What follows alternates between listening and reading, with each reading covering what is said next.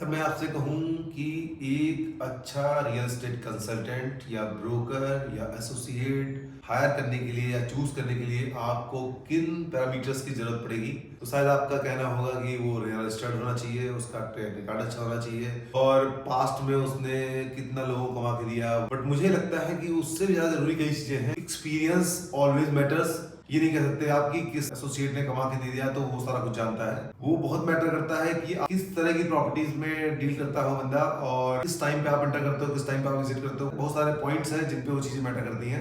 But इस real estate industry में basically Noida market की हम बात करें, पिछले 15 साल प्लस के एक्सपीरियंस जो मैंने देखा, तो जो इनिशियल फेज था 7-8 की मार्केट थी। At that time property dealers होते थे और स्टैंडर्ड टर्म्स में डील होती थी। फिर उसके बाद कुछ कंपनीज आई जिन्होंने इस पूरी इंडस्ट्री को रेगुलराइज कर दिया, एक नए रूप में रिप्रेजेंट किया और लोगों को सहूलियत हुई और लोगों ने प्रॉपर्टीज बाय करी। अब उसके बाद स्लो डाउन भी आया और लोगों ने इंडस्ट्री छोड़ दी। उसके बाद जो हुआ पैंडेमिक के बाद, किसी भी प्रॉपर्टी के कंसल्टेंट को या प्रॉपर्टी का ज्ञान रखने वाले, नॉलेज रखने वाले बंदे को ये नहीं पता था कि पैंडेमिक के बाद अगले 3 साल में मार्केट यहाँ से यहाँ पहुंच जाएगी।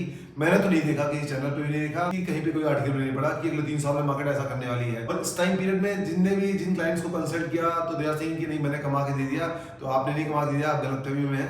बाजार ने कमा के दिया। हाँ, आप गाइड कर सकते हो, किसी में हिम्मत नहीं को प्रॉपर्टी बेच दे, बशर्ते क्लाइंट घर से निकला ना हो प्रॉपर्टी खरीदने के लिए। और यार इन्वेस्टर की तो बायर्स में भी कई कैटेगरी हैं, इन्वेस्टर हुए, इंडिविजुअल हुए, तो वो मैटर करता है हर कम्युनिटी के लिए अलग। बट इंडिविजुअल कंसल्टेंट का एडवांटेज ये होता है कि वो आपको ब्रीफ करने के लिए, किसी प्रोजेक्ट को बेचने के लिए स्वतंत्र है। वो किसी के प्रेशर में नहीं है कि हमें यही प्रॉपर्टी बेचनी है। जबकि जब आप बिग नंबर्स ऑफ टीम्स के साथ डील करते हो तो उसमें बड़ा एसोसिएट है, उसने डिसाइड कर रखा है कि हमें ये 3 प्रोजेक्ट्स बेचने हैं, तो उनका फोकस उन 3 पे रहेगा। मे भी वो आपको गाइड करे सारी मार्केट। कंसल्टेंट, डीलर, ब्रोकर, इसमें जो वेरी करती हैं चीजें, वो बहुत ध्यान रखने की जरूरत है। और प्रॉपर्टी कंसल्टेंट हायर करने से पहले आपको उसका ऑफिस कहाँ पे है, कितना एक्सपीरियंस है, क्या कमा के दिया है, एक अलग बात हो जाती है।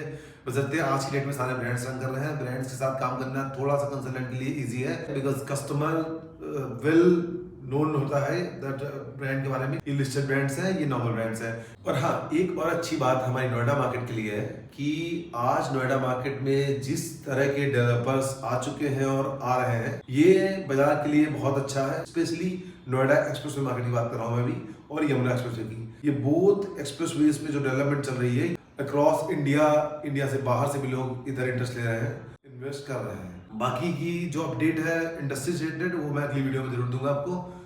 तब तक के लिए धन्यवाद।